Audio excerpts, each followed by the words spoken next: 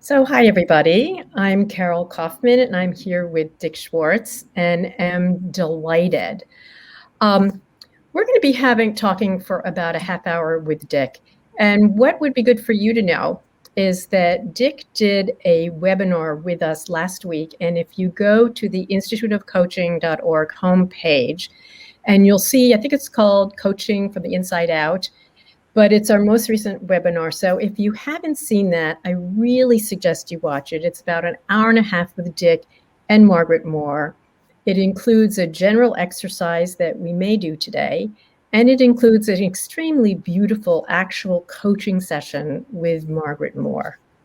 So this is Dick, and I met Dick in December. I don't know if you remember this, Dick. I met you in December 2009 at Esalen when you did a 1-week program, and then later in our work using the model beginning with coaching. So I do want to say one thing.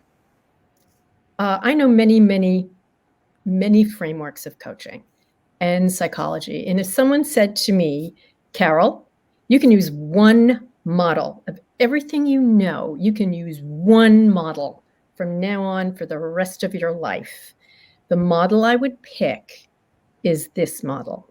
Oh, I think that it puts many things under the umbrella, and it's really a wonderful, powerful model. So that's what I would do, and that's how much I value it. So thank you. Thank you, Carol. It's great praise. Really, I've enjoyed our collaboration. So 2 things now. So everybody, what we'd love to do with follow-up materials or whatever is if you just say hi in the chat. Just as many of you can say hi, we can reach out to you later. So, Dick.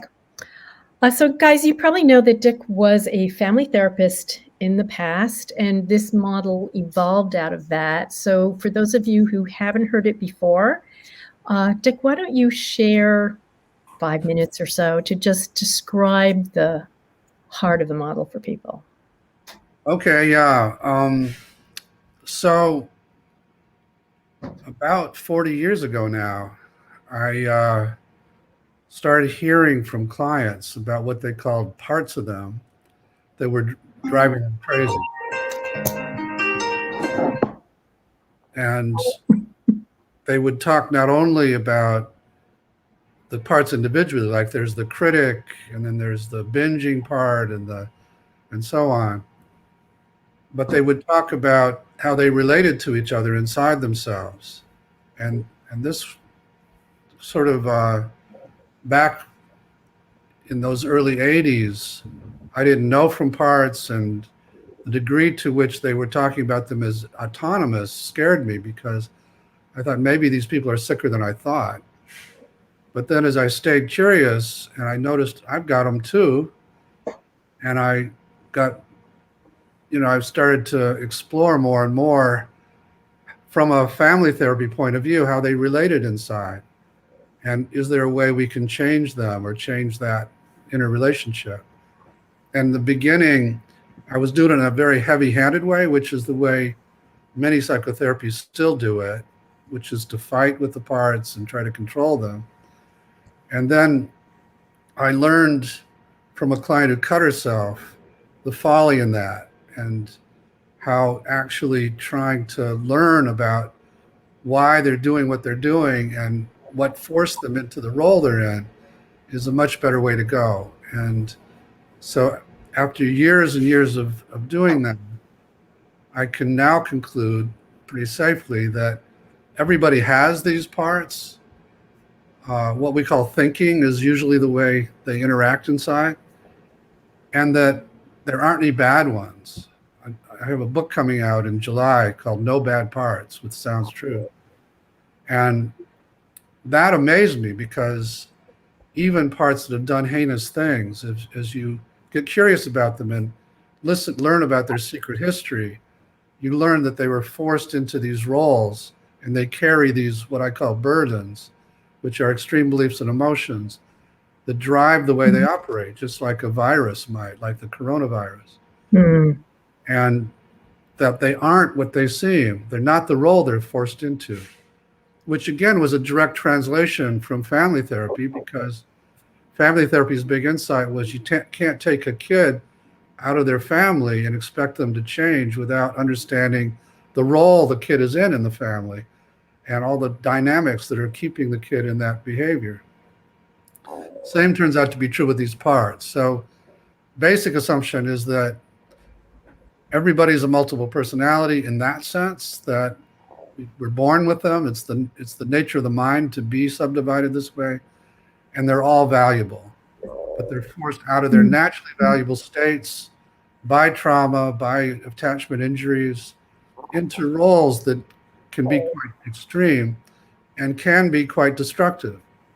Although with the population of coaches, you'll be coaching many clients who are dominated by these critics, who are dominated by these striving protectors, and they were productive in their lives. They got them to be the CEO, but they also exile many, many other parts of them. So they're out of balance, and their marriages are falling apart, and so on. And so anyway, they can be destructive and they can be constructive in a way, but very limited. And so, and then the other big discovery, for lack of a better word, is that if you can just get these parts to relax a little bit inside and separate from whoever is left, spontaneously emerges what I call the self with a capital S, which is a kind of internal leader that everybody has and can't be damaged, and is and knows how to heal, knows how to lead in a healing way, and both internally and externally. And that I just stumbled into from trying some family therapy technique with this inner system. And now again, 40 years later, thousands of clients later, thousands of people using this all over the world, we can safely say that that self is in everybody and is just beneath the surface of these parts, such that when they open space, it emerges and can take over sessions and relate to parts in a harmonious way, and can take over organizations and help people and organizations relate more harmoniously. So part of my goal as I try to bring IFS out of strictly psychotherapy and more into the world is to help organizations become more self-led, and to help the leaders of the organizations know when they're in self and when they're not. Yeah. So I'm hearing an echo of myself. Are others hearing an echo or not? No. Okay, so I'll try to overcome hearing my own echo. Alyssa, you've done something. It's gone away. So I think that's great. So kind of to sum up for those who weren't here before, what I see is you've done something called the internal family system, which is, what's inside us, and is the answer to the question, when I'm thinking, who am I talking to, right? So there's lots of parts of me. And so I think you've decided, you've talked about and explored, we've got parts of us that are exiles, as you said, the parts that either from trauma or because our families didn't like this part of us. Like, I'm playful. That was not socialized in my family. So I'm just going to put that back here and not let that part of me shine. Okay, so there's parts of me that are exiled. Then there's parts of me that kind of want to manage that. So let's say part of what was exiled was being connected to people. I had to be stiff upper lip. So whenever I'm about to not be stiff upper lip, another part of me might manage my situation so nobody can put me in that situation. Oh, someone has put me in that situation. And then I've got protectors that will come up. So there's this groups of sort of three different categories. That's great. What I think is really astounding, and you describe this very beautifully in your book, The Introduction to the Family Systems Model, is you really talk first about self and how we develop this self.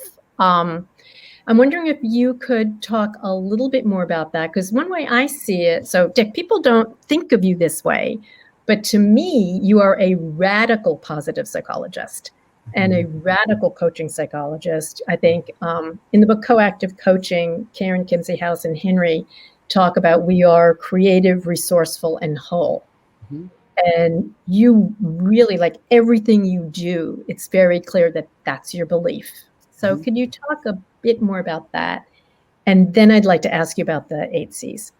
Yeah. So, again, what I'm calling self, I believe, I not only believe, but I know is in everyone and just beneath the surface. And so as people access that, there came a point where I began to try and catalog the qualities that would emerge. And in addition to some that you just mentioned, there people would, whereas seconds before they might be furious with another person, like if I'm working with couples and you're talking to your partner, and I said, could you ask that angry part to just step back a little bit and relax? Now, how do you feel? People will shift as soon as that part does give space. And now I feel kind of calm, and I actually have compassion for my partner, whereas seconds earlier I just hated him or her. And I see him or her more clearly now. I see the pain that's driving my partner. And that's happening just totally spontaneously by getting a few parts to open space. So we have what we call the 8 C's of self-leadership. Calm, curious, like a pure curiosity without an agenda. Confident, compassion. You don't have to build up the muscle of compassion. As these parts open space, you suddenly feel compassion. Clarity, courage. You have suddenly the courage to say things you've been afraid to say before. Creativity, you can relate in a much more flexible and creative way. And then a sense of connectedness that you didn't have before, because these other parts, these protectors, can cut you off and make it so you don't feel connected. And so those we call the 8 C's, because they all begin with the letter C, the 8 C's of self-leadership. And those 8 C's have held up well over all these 40 years as some of the most relevant qualities that seem to characterize the state. So I'd love to share with you how I've been using the C's. And Great. For those of you who are fellows and have been joining our huddles that we have twice a week, one of our people talks a lot about the 4 C's, the 4 C's. We cut it down sometime to 4 C's so people can remember. But I'd like to share my experience, because I've been using this since we met in 2009, leading with the 8 C's. One thing I've been doing, what helped me, is to have them in a particular order for myself. And everyone has a different order. So I'm going to walk you through something that's just happened in the past 2 weeks. So in the past 2 weeks, I've had a little bit of a crisis, a positive crisis, but a crisis, where I've been offered a half-time job and an invitation to put in a book proposal to a very wonderful book company, so publishing house. So I'm now having to figure out how to put in 3 days into my week. Okay, and so I'm just going some version of, oh my God. Okay, so there I am, activated. You can probably feel it right now. I am activated. Like, how am I going to do this? Okay.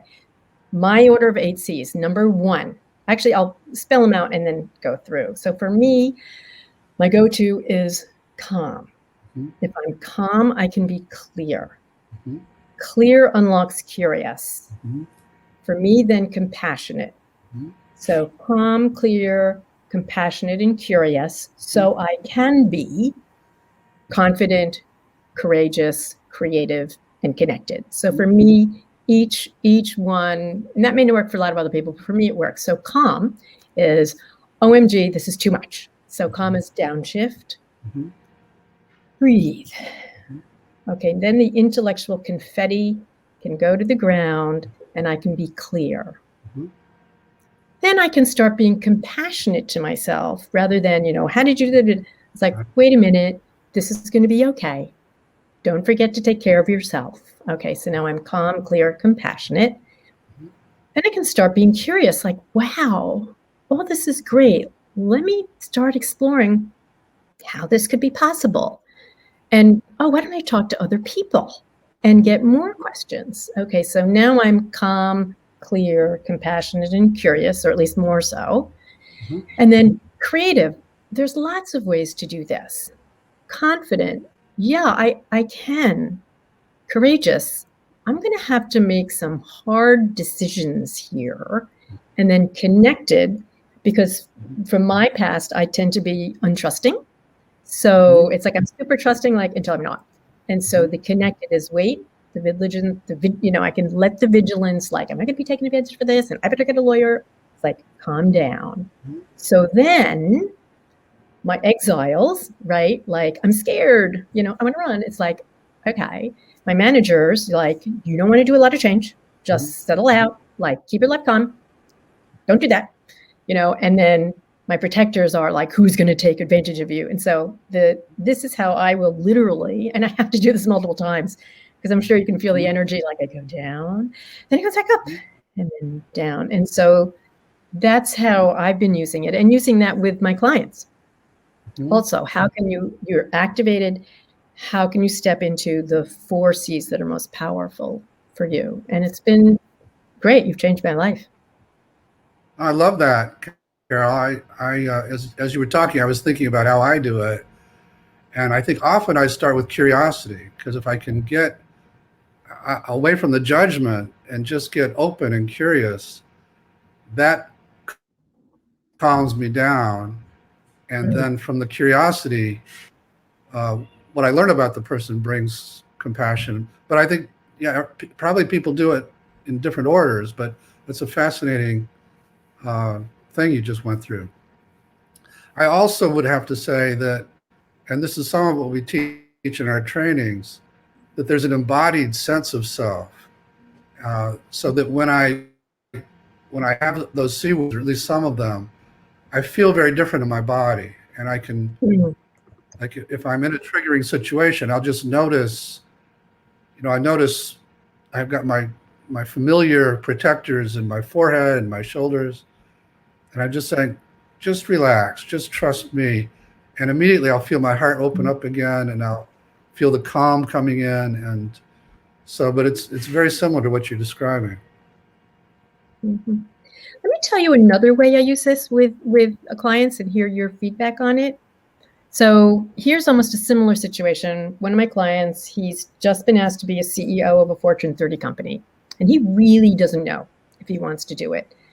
I'm personally motivated him. Like, I really want to do it. I really want to have a famous client. Like, that'd be really cool. Come on. Okay, so I'm like, calm down. This is not about you. Blah, blah, blah. Calm, clear, curious, compassionate. Okay.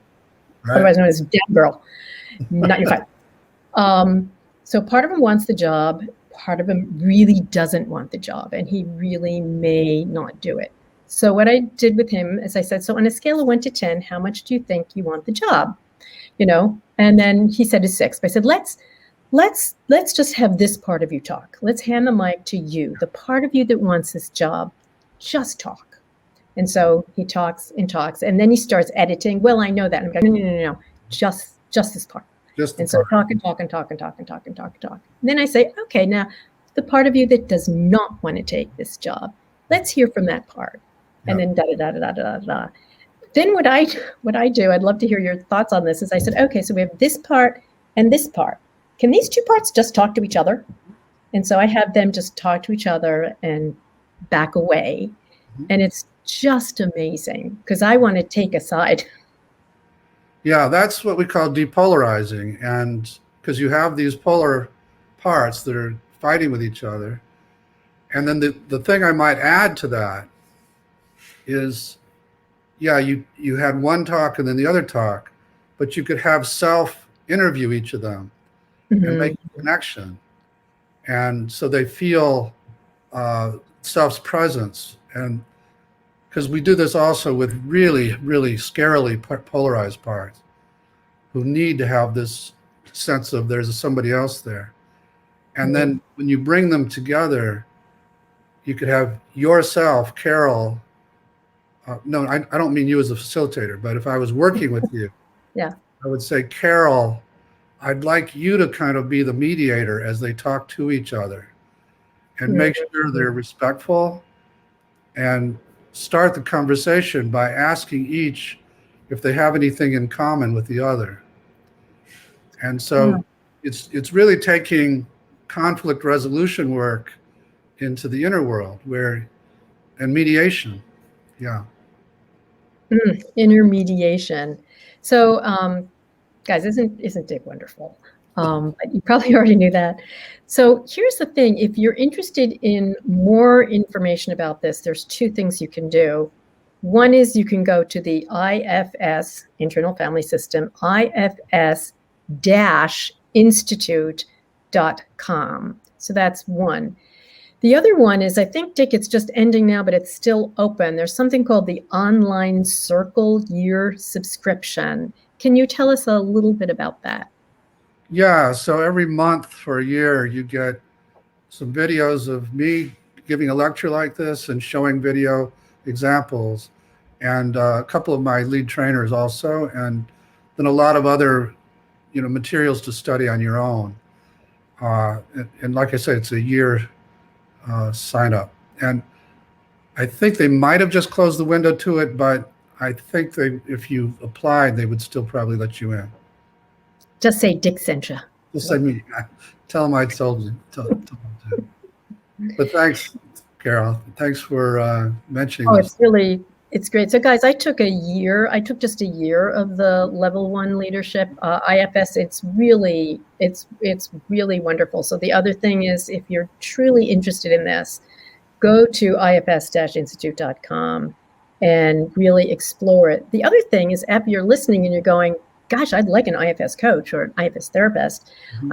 Dick, you've got like thousands of people around the world who do this. And how do they find them? Do they just go to the ifs-institute.com? Yeah, there's a directory on our website that, and I think it lists the qualifications of the person and whether they're certified and things like that. So, yeah. And the other thing I want to mention to your group is we're actively working on a training especially for coaches and people that do this kind of work with influencers, because I do want to bring IFS to larger systems. And I also love working with coaches in the sense that they don't have to unlearn so many things that therapists learned in graduate school that get in the way.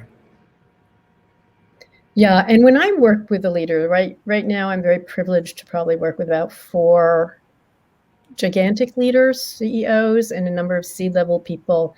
And my stealth goal in every engagement is to help my leader become more self-led and to access qualities of the self. And I do think, as you've said, if we can do that as coaches, all of you there together, if all of you are here, we probably coach people who affect millions of people. That's partly why I'm so excited to work with people like you, because there is no potential. I mean, my secret goal is to bring self-leadership to the culture, and those kinds of influencers are one of the vehicles. So I'm really grateful for doing that, Carol. Yeah, so it's just great. So I just want to say I'm seeing people from all over the place. Just so you know, people are here from Devon, Peru, Berlin, a bunch of places, Cambridge, Mass, Cambridge, England, Lebanon, lots and lots of people. I'm not sure how many are here right now, but also in the future, we often go up to a few thousand people watching this. So what wisdom would you like to share? Just like to have you have some space to share whatever comes to your mind now, to speak to us as coaches and those of us also coaching leaders.